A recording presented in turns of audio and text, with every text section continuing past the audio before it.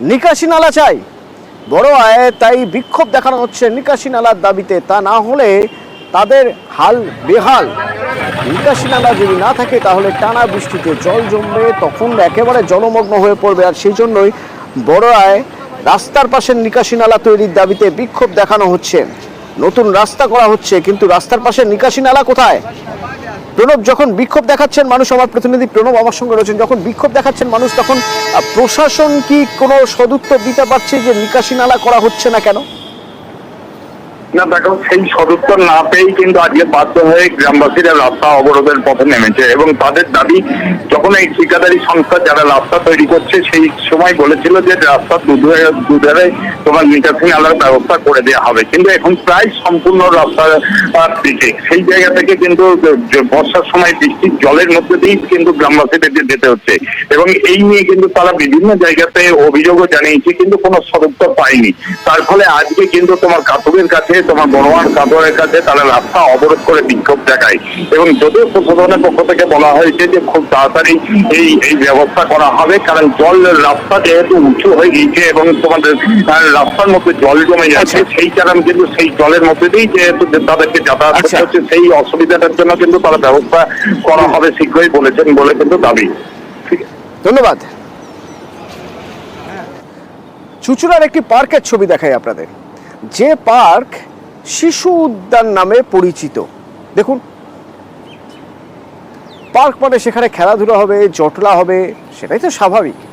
তো এই জটলার কাছে গিয়ে কি দেখা গেল দেখুন।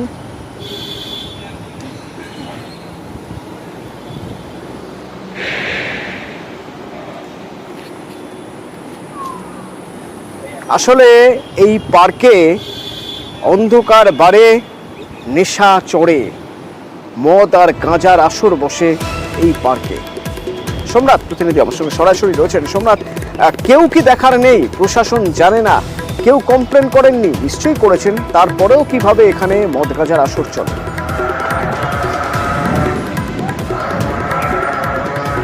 দেখো অতনুদা, তোমাকে প্রথমেই দেখাবো, এটা হচ্ছে হাজী মোহাম্মদ মহসিনের সমাধি।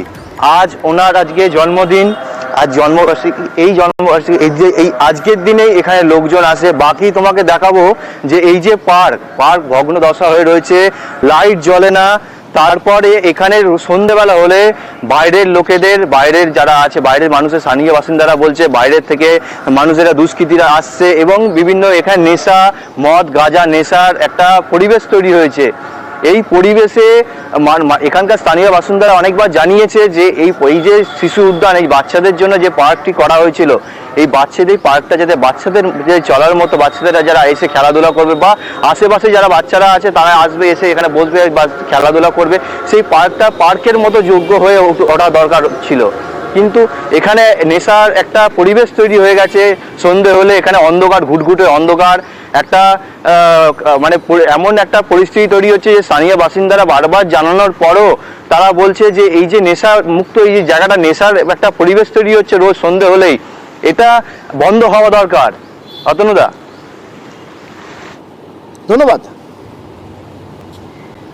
উনি তো বয়স্ক মানুষ, উনি কিছুই করে না, খালি ফুল পারে আর একটা জঙ্গলও কাটে না, আর বছরকে বছর এমনি জঙ্গল পড়ে থাকে, ওরা কোনো দেখভালই করে না।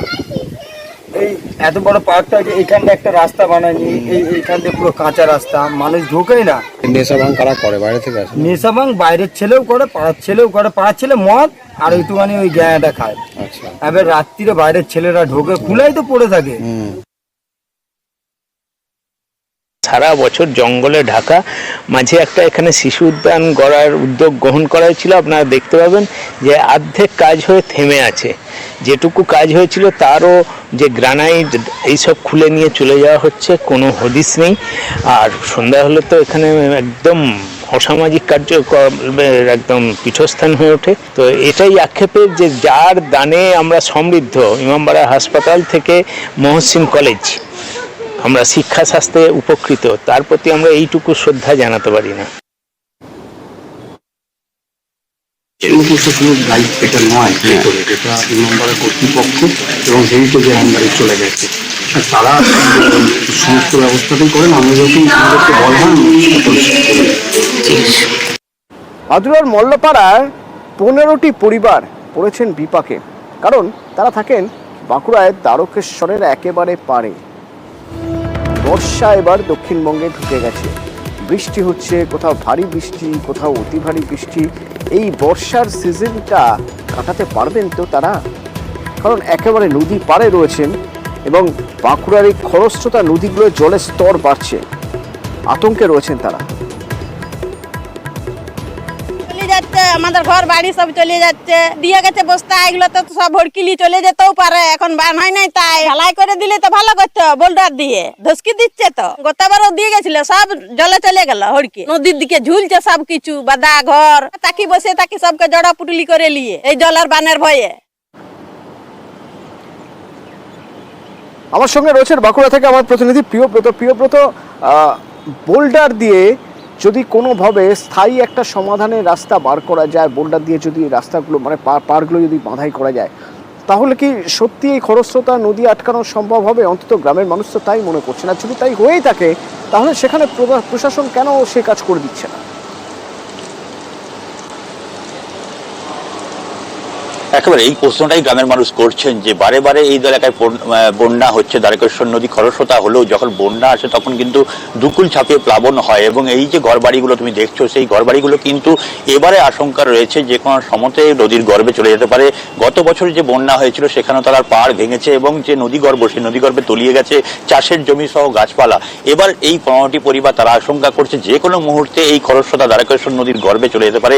এই 15টি পরিবারকে সেই আশঙ্কাতে তারা কিন্তু দিন গুনছে বলা চলে।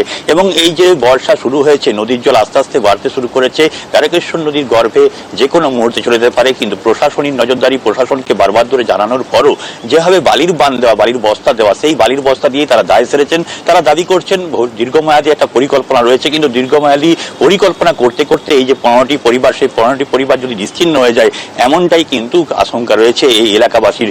এবং সেখানেই প্রশ্ন উঠছে, কেন বারে বারে পোস্ট করা হলো, জানানো হলো, তারপরও কেন এই ধরনের পরিকল্পনা করা হয়নি, দীর্ঘমেয়াদী পরিকল্পনা কেন বন্দোবস্ত করা হলো না, সেটা নিয়েই প্রশ্ন চিহ্ন উঠছে এই মুহূর্তে। ধন্যবাদ প্রিয়ব্রত। হয়নি, এই কিছুদিন বৃষ্টিটা একটু পরিমাণ বাড়লো, তার আগে একটা প্রস্তুতি দপ্তর নিয়েছেন, তারা বালি বস্তা প্যাকিং করে যাতে ধস না নেমে যায় বা পাড়গুলো যাতে বাঁধানো যায়, তার একটা ইরিগেশন দপ্তর নিয়েছেন। হঠাৎ করে বৃষ্টিটা আসার ফলে এটা একটা সমস্যা হয়েছে। আমরা কথা বলছি দপ্তরের সাথে, নদীও বাঁচাতে হবে, মানুষকে বাঁচাতে হবে, যত শীঘ্র সম্ভব আমরা যাতে কিছু ব্যবস্থা নিতে পারি আমরাও নজর রাখছি। সুন্দরবনের হিঙ্গলগঞ্জে একেবারে দিনে দুপুরে কোনো লুকিয়ে চুরিয়ে ব্যাপার নয়, একদম সবার সামনে আর্থ মুবার নিয়ে এসে মাটি ফেলে পুকুর ভরাট হচ্ছে। কে ভরাট করছেন? না, পুকুর ভরাট করছেন শেখর মণ্ডল নামে এক ব্যক্তি, স্থানীয়। তার স্ত্রী, তার সঙ্গে আমরা যোগাযোগ করি, তিনিও মেনে নিচ্ছেন হ্যাঁ পুকুর ভরাট করা হচ্ছে। আর কি বলছেন তিনি, শুনুন। পুকুর ভরাট করা তো বেআইনি, আপনারা ভরাট করছেন কেন? ভরাট করছে না, এখানটা এই মায়ের মন্দিরে পুজো হয়, এই সেই পুজোগুলোকে এইটুকু জায়গা ভরাট, ওদিকে ভরাট হচ্ছে না তো। এই তো দেখছি তো পুরো, এই তো মাটির তো পুরো একদম পুকুরের মধ্যে ফেলছে জেসিবি দিয়ে, দেখা যাচ্ছে এগুলো ফেলছে, এগুলো ফেলাই ছিল, ওখান দিয়ে মাটিগুলো তুলে একটা লেভেল করছে আর কি। ও পুকুরটা পুকুরে থাকবে, এবার ওখান দিয়ে মাটি নিয়ে লেভেল করছে। এখানটা মেলা হয়, বড় মায়ের পূজা হয়, মায়ের তার জন্য অনেক বাচ্চা আছে, এই জন্য এখানে এখানটা একটু লেভেল করা হচ্ছে, মাটিগুলো খুব বন্ধ করা হচ্ছে। আমার সহকর্মী অনুপম আমার সঙ্গে সরাসরি রয়েছেন। অনুপম, বেআইনি কাজ করছেন, এদিকে ভগবানের দোহাই দিচ্ছেন।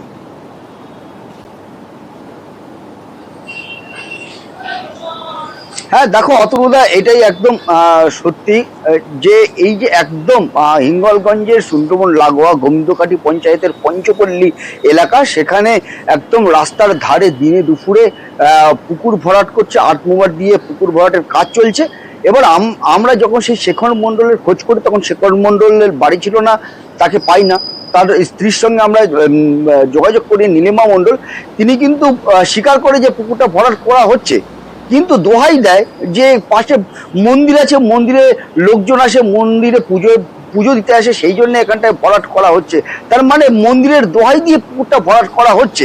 এবার পুকুরটা ভরাট হয়ে গেলে মন্দিরের কাজে লাগবে, কি সেখানে কোনো প্রমোটিং হবে কি বাড়ি হবে সেটা পরের বিষয়। যদিও এই বিষয় আমরা হিঙ্গলগঞ্জ পঞ্চায়েত সমিতির যে সভাপতি শহীদুল্লাহ গাজী তার সঙ্গে আমরা যোগাযোগ করেছিলাম। তিনি যেটা জানিয়েছে যে কোনো রকম বেআইনি কাজ করা চলবে না, একদম মুখ্যমন্ত্রীর নির্দেশ আছে এবং তিনি বিএলআরওকে সঙ্গে নিয়ে দেখা যাক তাহলে পঞ্চায়েত সমিতি কি পদক্ষেপ করে, আমাদের নজর থাকবে অনুপম। সরকারি নিয়ম অনুযায়ী তো এখন পুকুর খনন বন্ধ করা হয়েছে। আমরা যেখানে অনেক জায়গায় করেছি, আমরা বিআরওর মাধ্যম দিয়ে আমরা এগুলো বন্ধ করছি। ঘটনাটা আমাদের জানা নেই, যেহেতু আপনারা দেখাচ্ছে শুনলাম, নিশ্চয়ই এই ধরনের যদি ঘটনা ঘটে থাকে আমাদের বিআরও সাহেবের সঙ্গে আমাদের পুরসভার মিটিং আছে, আমাদের স্টেশন মিটিং আছে, আমরাও কিন্তু আগে বলে এগুলো অ্যাকশন নিয়ে নামখানার উত্তর চন্দনপিড়িতে দীর্ঘদিন ধরে রাস্তার হাল বেহাল, আর যখন দক্ষিণবঙ্গে ভারী বৃষ্টির পূর্বাভাস রয়েছে, যখন টানা বৃষ্টি হয়ে চলেছে, তখন সেই রাস্তার কি হাল হতে পারে একবার ভাবুন। মানুষ বলছেন যে তারা দীর্ঘদিন ধরে বলে এসেছেন, কিন্তু প্রশাসনের কারো কোনো হেলদোল নেই। বিশ্বজিৎ প্রতিনিধি আমার সঙ্গে সরাসরি রয়েছেন। বিশ্বজিৎ, কেন হেলদোল নেই? এই রাস্তাটা তো অত্যন্ত গুরুত্বপূর্ণ এবং অত্যন্ত প্রয়োজনীয় একটি রাস্তা।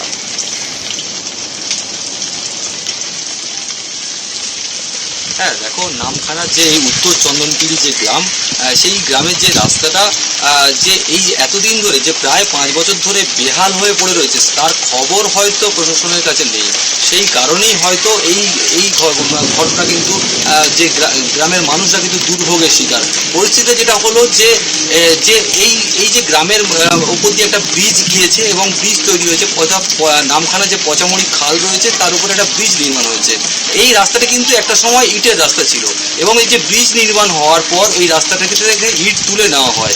অর্থাৎ তারপর যেটা দেখা গেল গ্রামবাসীদের অভিযোগ, তারপরে কোনোভাবে কিন্তু ইট আবার নতুন করে দেওয়া হয়নি এবং সেই কারণে প্রায় 5 বছর ধরে একইভাবে এই দুর্ভোগ কিন্তু তারা নিয়ে আসছে। এই মুহূর্তে বর্ষাকাল, তুমি এটা বলছিলে, চরম ভোগান্তির মধ্যে পড়তে হয়। রাত্রেবেলা যদি কেউ অসুস্থ হয়ে পড়ে তাকে কাঁধে করে নিয়ে হাসপাতালে যেতে হয়। শুধু তাই নয়, যে গ্রামের যে প্রায় 200টির মতো পরিবার রয়েছে তাদের যে ছেলেপুলেরা তারা যে পড়াশোনা করতে যায় বিভিন্ন যে স্কুল রয়েছে, সেখানে কিন্তু এই বর্ষাকালে কিন্তু তারা নাজেহাল পরিস্থিতি তৈরি হয়। এই বিষয়ে কিন্তু বিভিন্ন জায়গায় মৌখিকভাবে জানানো হয়েছে এবং লিখিতভাবে গ্রামবাসীর তরফ থেকে কিন্তু জানানো হয়েছে, তবে এখনো পর্যন্ত কোনো কাজ হয়নি। তবে যদিও প্রশাসনের পক্ষ থেকে কিন্তু একটা আশ্বাস দেওয়া হয়েছে, বিষয়টা তাদের নজরে ছিল না, বিষয়টা নজরে এসছে, তড়িঘড়ি এই রাস্তার কাজ হবে এমনটাই কিন্তু জানানো হয়েছে। অতনু, ধন্যবাদ বিশ্বজিৎ। এই ব্রিজের নিচে আগে রাস্তা ছিল আমাদের ইটের রাস্তা ছিল, মোটামুটি ব্যবহার করা যেত। তবে ব্রিজ হওয়ার পরে এই রাস্তাটা ভেঙে নষ্ট করে দিয়েছে। সামনে হাই স্কুল রয়েছে, এখানে একটা প্রাইমারি স্কুল আছে, ICDS আছে, এগুলো বহুত ছেলে মেয়ে যাতায়াত করে। অসুস্থ হয়ে পড়লে একমাত্র কাঁধে করে তুলতে হবে, ব্যবহারযোগ্য করার মতো আপাতত হয়ে যাক। এটা কতদিন থেকে এরকম হয়ে রয়েছে? 5-7 বছর। কতটা সমস্যা হয় আপনাদের? সমস্যা তো হবে, প্রচন্ড সমস্যা। এটা তো একটা সময় ইটের ছিল। হ্যাঁ, আগে ইটের ছিল। মাটির হলো কি করে? কি ওই কেটে রাস্তা তৈরি করছে এই ব্রিজটা করার পর। হ্যাঁ, 150-200 ফ্যামিলির যাতায়াতের মানে মেন যেটা রাস্তা আমাদের কানেক্টিভিটি, এটাই হচ্ছে আমাদের ব্রিজের নিচ থেকে ওঠার রাস্তা, মেন রাস্তা। ব্রিজটা হয়ে যাওয়ার পরে আমাদের অনেক আশা ভরসা দিয়েছিল এদিক থেকে ভালো রাস্তা হয়ে যাবে, কিন্তু আমরা সুবিধার থেকে অসুবিধাটা বেশি অনুভব করছি। আমরা অনেকবার বলেছি মৌখিকভাবে যে আমাদের এই রাস্তাটা একটু দেখুন, বলছে আচ্ছা ঠিক আছে আমরা দেখছি, ঠিক আছে বলে আজকের 4-5 বছর ব্রিজ হয়ে গেল, কিন্তু রাস্তাটা আর হলো না। যে কোনোভাবে আমাদের যেন চলার মতো হয়ে যায়, একদম খুব ভালো হবে এরকম দরকার নেই, মোটামুটি চলার যাতায়াতের হয়ে যায় যেন। ব্রিজের তলা দিয়ে যে রাস্তাটা গেছে, আমি আমার কাছে খবর নাই, আপনি বললেন আমি খোঁজ নিয়ে দেখছি, যদি 100-150 মিটার থাকে আমরা পঞ্চায়েত সমিতির মাধ্যমে করে দেবো। হাড়োয়ার একটি স্বাস্থ্যকেন্দ্র, সপ্তাহে 3 দিন ডাক্তার আসে, বাকি দিন ডাক্তারের দেখা আপনি পাবেন না। তাহলে বাকি দিন চিকিৎসা পরিষেবা কিভাবে দেওয়া হয়? কেন? গ্রুপ ডি কর্মীরা আছে, গ্রুপ ডি কর্মীদের ভরসাই চলে। অর্থাৎ কোন ওষুধ খাবেন, কোন ওষুধ কমানো হবে, কোন ওষুধ বাড়ানো হবে, এরপরে কিভাবে চিকিৎসা পদ্ধতি হবে, কোন টেস্ট করাতে হবে কিনা, হাসপাতালে রেফার করাতে হবে কিনা, এই সব সিদ্ধান্ত তাহলে গ্রুপ ডি কর্মীরাই নেন। কি বলছেন ওরা? দিদিমণি আছেন হোমিওপ্যাথি বা অ্যালোপ্যাথি স্যারও আসেন, তো চিকিৎসা খুব ভালোই করেন। আমরা চাইছি ফার্স্টের চিকিৎসা মানে কিছু হলে খুব ভালোই হয়। যেমন গ্রামের ভিতরে ধরুন মাথা ফেটে গেল, হঠাৎ করে পা কেটে গেল, ধরুন 10টা থেকে 12টা 1টা পর্যন্ত এনারা আছেন, তারপর হসপিটাল পুরো বন্ধ। যখন এই প্রথম এইগুলো হয় আমরা তখন ছোটই ছিলাম, তখন ভেবেছিলাম যে একটা ভালো পরিষেবা দেওয়া হবে, কিন্তু ধীরে ধীরে কি কারণে যেটা হয়ে গেল আমরা বুঝতে পারছি না। আর এই যে পরিষ্কার পরিচ্ছন্নতার ব্যাপারে এখানকার বলবো উদাসীনতা এই হাসপাতালের প্রতি। গ্যাসের ওষুধ দিতে এসেছিল। আপনাকে এখানে পেশাব দেখলো? হ্যাঁ, পেশাব দেখে দেখলো পেশাব? ওই যে কি ওই ভদ্রলোক আমি চিনি তো, ডাক্তার একদম দেখে। ডাক্তার দেখলো? হ্যাঁ, না ডিগোর স্টাফ? ওটা ওই সেই ডিগ্রুপ স্টাফ না কি ওই ডিগ্রুপের স্টাফ হ্যাঁ, পেশাব দেখলো? হ্যাঁ। আর প্রেসক্রিপশন কে লিখলো, ওষুধ কে লিখলো? যে খোলের যে ডাক্তারবাবু আছে উনি লিখেছে। তারপরে মানে আপনাকে ওষুধ দিল কে? ওষুধ দিয়েছে এই সঞ্জয়, সন্ধ্যায় কে? ওই সঞ্জয় ঢালেই গ্রামের বাড়ি, আমাদের গ্রামে। ও ডিগ্রুপের স্টাফ?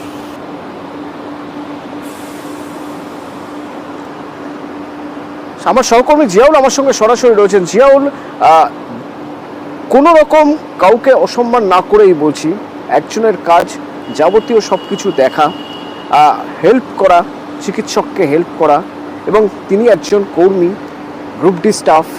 আরেকজন যিনি ডাক্তার, যিনি অনেকগুলো বছর ধরে চিকিৎসা শাস্ত্র নিয়ে পড়েছেন, কোন রোগের কি ট্রিটমেন্ট হয় সেটা তিনি জানেন, সেই অনুযায়ী পরবর্তী পদক্ষেপ কি হবে সেটা দেখার কাজ করেন তিনি, সে অনুযায়ী রোগী রেফার করেন। এই দুজন তো এক হতে পারেন না, আর সেই জন্য ডাক্তারের জায়গা কখনো গ্রুপ ডি নিতে পারেন না। তো এই স্বাস্থ্যকেন্দ্রে 3 দিন ডাক্তারবাবু থাকেন, বাকি 3 দিন গ্রুপ ডিরাই তো ডাক্তারবাবু হয়ে কাজ চালিয়ে দিচ্ছেন, কিভাবে? একদম দেখো, এই ধরনেরই অভিযোগ এলাকার মানুষের, কিন্তু বাইরে থেকে মনে হবে তোমাকে একটু হাসপাতাল অর্থাৎ এই যে স্বাস্থ্যকেন্দ্র রয়েছে মিনাখার ব্রাহ্মণচকে স্বাস্থ্যকেন্দ্র, এটি মূলত সামনে থেকে দেখলে মনে হবে খুব ঝা চকচকে রংচং করা, তাহলে ডাক্তারও ভালো থাকবে, কিন্তু বাইরে থেকেই শুধু শুধু ঝা চকচকে রংচং করা, কিন্তু ভিতরে দেখা যাচ্ছে তেমন কিছুই নেই। অর্থাৎ এখানে মাত্র একজন ডাক্তার আসে, তাও সপ্তাহে 3 দিন, তার সময় হচ্ছে 11টা থেকে 2টো পর্যন্ত, এবং বাকি সময়টা সকালে বিকালে এবং যে বাকি 4 দিন রয়েছে সপ্তাহে, সেগুলো একেবারে গ্রুপ ডি কর্মীরাই সেই ডাক্তারের চেয়ারে বসে রোগী পেশেন্ট দেখছেন। এবং কখনো হয়তো কোনো মানুষের হয়তো যেহেতু এলাকায় পুরোটাই হচ্ছে জলজমি এলাকা, ফলে প্রচুর মানুষের সাপে পোকামাকড়ে কামড়ায়, তখন তারাও ছুটে যায় হাসপাতালে, কিন্তু তখন তাদের চিকিৎসা করায় এই গ্রুপ ডি কর্মী। তাদের নিরুপায়, তারা কোনো সেখান থেকে মিনাখা বা হাড়োয়া হাসপাতালে যেতে গেলে প্রায় ঘন্টাখানেক সময় লাগে, ফলে তারা বাধ্য হয়ে এই ব্রাহ্মণচক হাসপাতালের উপরে নির্ভরশীল। কিন্তু বাইরে থেকে ঝা চকচকে সবাই জেনে ডাক্তার থাকে, কিন্তু ভিতরে গিয়ে দেখা যাচ্ছে হাসপাতালের ভিতরে গিয়ে দেখা যাচ্ছে ডাক্তারের চেয়ারে বসে রয়েছেন একজন গ্রুপ ডি স্টাফ। তিনিই ধন্বন্তরী, তিনিই শেষ কথা, তিনিই সিদ্ধান্ত নেবেন কিভাবে চিকিৎসা হবে, রোগী কোন ওষুধ খাবেন। কেন না ডাক্তার 3 দিন আসেন। কেন 3 দিন আসেন না, বিএমওএইচের সঙ্গে যখন যোগাযোগ হলো তখন তিনি বলছেন হ্যাঁ ডাক্তারের সমস্যা একটা আছে, ডাক্তার কম, সেই জন্যই 3 দিন ডাক্তার আসে। ডাক্তারবাবু ওখানে প্রতিদিনই আসেন, কোনোদিন হয়তো ডাক্তারবাবু হয়তো একটু লেট হয়ে যেতে পারে, আর ওটা তো নন বেডেড পিএসসি, মানে ওখানে শুধু ওপিডি চলে। বর্ষাকালে জঙ্গল বাড়ছে, আমরা বারবারই পরিষ্কার করাচ্ছি, পঞ্চায়েতে ভিভিডি টিমের সাথে কথা বলেছি, আর আমরা চেষ্টা করছি ওখানে আরো ভালো পরিষেবা দেওয়ার জন্য। এবং একজন গ্রুপ ডি কর্মী নাকি ওখানে পেশেন্ট দেখতে এরকম একটা অভিযোগ উঠছে। না না, ওটা ভুল কথা, হয়তো উনি ওষুধ দিয়েছেন, হয়তো সেটা হতে পারে। আমাদের ওখানে অ্যাকচুয়ালি ফার্মাসিস্ট নেই, উনি মানে মারা গিয়েছেন, সেই হিসাবে হয়তো ওষুধ দিলেও দিতে পারেন, হয়তো ডাক্তারবাবু যেটা প্রেসক্রিপশন দিয়েছেন সেটা সেই অনুযায়ী হয়তো ওষুধ দিয়েছেন উনি, সেটা হতে পারে। মাঠের ধান মাঠে রয়েছে, কিন্তু শুকিয়ে গিয়েছে ধান গাছ। দেখুন একবার মালদার ছবি। শুধু এই জায়গাটুকুই নয়, প্রায় 400 বিঘে জমি ফেটে চৌচির ফুটি ফাটা হয়ে রয়েছে। এই 400 বিঘা জমি মানে কয়েকশো চাষি, কয়েকশো কৃষক, তারা ক্ষতির মুখে পড়েছেন। কিন্তু কেনই বা মাঠে শুকিয়ে যাচ্ছে ধান গাছ, কেনই বা এরকম ফুটি ফাটা চেহারা চাষের মাঠের? তার কারণ 1.5 মাস ধরে টাঙ্গন নদীর জলসেচ প্রকল্প বন্ধ। যে জলসেচ প্রকল্পের উপর বড় ভরসা এই কৃষকদের, চাষ করতে গিয়ে দেখছেন সেই জল প্রকল্প বন্ধ। তো এই জলসেচ প্রকল্প বন্ধ কেন? আমার সঙ্গে সেবক রয়েছেন মালদা থেকে, সরাসরি সেবক। 1.5 মাস ধরে জলসেচ প্রকল্পের কাজ বন্ধ কেন?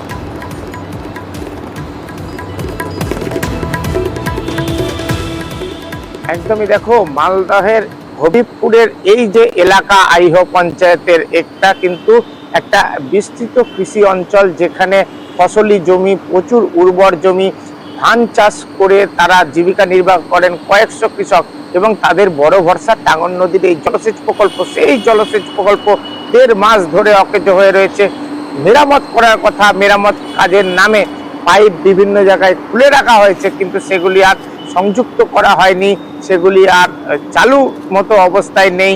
এই অবস্থায় আজ কাল করে অপেক্ষা করে করে কৃষকদের মাথায় হাত, কারণ অনেকেই ঋণ নিয়ে চাষ করছিলেন। তারা বলছেন গত 15 দিনে মালদায় ভারী বৃষ্টি হয়নি, ফলে আকাশের বৃষ্টি তাও নেই, আবার জলসেচ প্রকল্প বন্ধ। সব মিলিয়ে মাথায় হাত এই কারণেই যে এরপরে জল মিললেও তারা আর ধান চাষ করে লাভবান হতে পারবেন না, ফলে পুরো মরশুমটাই নষ্ট হতে বসেছে।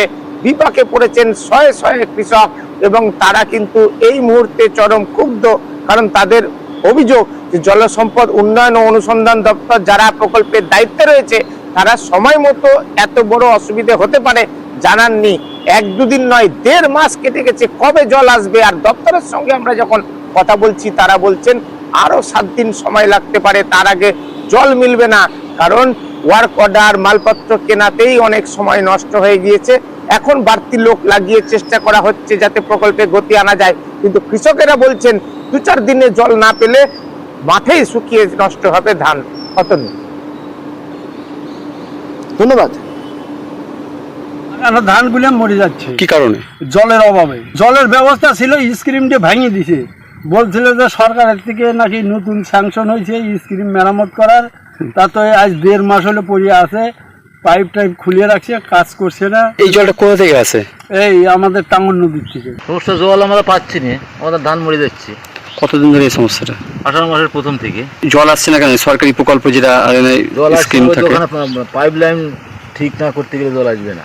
সিজন রাইতে মাঠ হয়ে গেল, ধান হবে না মনে হচ্ছে। না, এরকম হইতে গেলে ধান না, ওই যে সাদা হয়ে গেছে মাটি, ওই যে বিকল হয়ে নেই, ওইটা রিপেয়ারিং এর কাজ চলছে। আর প্রত্যেকটা প্রজেক্টে আমাদের 7 দিনের মধ্যে রিপেয়ারিং ওয়ার্ক কমপ্লিট হয়ে যাবে। চাষিরা মাঠে 7 দিন পর থেকে জল পাবে। এখন কাজ চলছে, এবার কাজ করতে গেলে তো সময় দিতেই হবে। ধান ওঠার পরেই আমাদের ওয়ার্ক অর্ডার হয়েছে, তারপরে পাইপ মানে মেটেরিয়াল কেনা হয়েছে, তারপরে কাজ শুরু হয়েছে। তো আমরা স্পেশাল অ্যাটেনশন নিচ্ছি যাতে লোক বাড়িয়ে কাজটা আরো দ্রুত করা যায়। চাঞ্চল্যকর তথ্য উঠে আসছে, রেশন দুর্নীতির টাকা দুবাইতে খাটানো হতো। কিভাবে? বারিক বিশ্বাস, থ্রু বারিক বিশ্বাস দুবাইয়ে টাকা পাচার করে দিয়েছে বারিক বিশ্বাস। নানা রকম তথ্য উঠে আসছে, কি দেশে টাকা লগ্নির তথ্য আছে তাদের কাছে, দুবাইয়ে সম্পত্তির নথি আছে বারিকের। এইসব নথি, এইসব সূত্র কিভাবে মিলছে? অমিত প্রতিনিধি আমার সঙ্গে রয়েছেন, জানাতে পারবেন অমিত। মঙ্গলবার যে তল্লাশি অভিযান চালানো হয়েছিল বারিক বিশ্বাসের ফ্ল্যাট এবং অফিসে, এবং সেখান থেকে তল্লাশি অভিযান চালাতে গিয়ে প্রায় একাধিক নথি তারা বাজেয়াপ্ত করেছিল। সেই নথির মধ্যে 22টি, ইডি সূত্রে খবর, প্রায় 22টি সম্পত্তি তারা ডিড বা সংক্রান্ত নথি তারা পেয়েছেন। যার মধ্যে একটি নথি দুবাইয়ের সম্পত্তি সংক্রান্ত, এমনটাকে ইডির তরফে দাবি করা হচ্ছে। সেই জায়গা থেকেই ইডির মনে প্রশ্ন আসছে, তাহলে কি বারিক বিশ্বাসের মাধ্যমেও দুবাইতে কোনোভাবে রেশন দুর্নীতির টাকা কি লগ্নি করা হয়েছে? কারণ বাকিবুর রহমানকে যখন প্রথম গ্রেফতার করা হয়েছিল রেশন দুর্নীতি মামলাতে, সেই সময় তারও দুবাইয়ে তার সম্পত্তি নথিস্থ তার হোটেল ব্যবস্থা পাওয়া গেছিল। সেখানে তদন্ত করতে গিয়ে বা চার্জশিট তারা যখন দাখিল করে, সেক্ষেত্রে দুবাইয়ে লগ্নির কথা তারা স্পষ্ট করেছিল। এবার কিন্তু বারিক বিশ্বাসের ফ্ল্যাট এবং অফিসে তল্লাশি চালাতে গিয়ে দুবাইয়ের নথি পাওয়া যাচ্ছে। সেই জায়গা থেকে তাদের মনে আবারও প্রশ্ন শুরু করছে, তাহলে কি বারিক বিশ্বাসের মাধ্যমেও ভুল পথে টাকা, রেশন দুর্নীতির টাকা দুবাইয়ে লগ্নি হয়েছে? পুরো তদন্ত করে দেখা হচ্ছে। আগামীকাল বারিক বিশ্বাসকে তলব করা হয়েছে ইডির তরফে। আগামীকাল তিনি যদি হাজিরা দেন, তাহলে আরো স্পষ্ট হতে পারবেন ইডি আধিকারিকরা। কত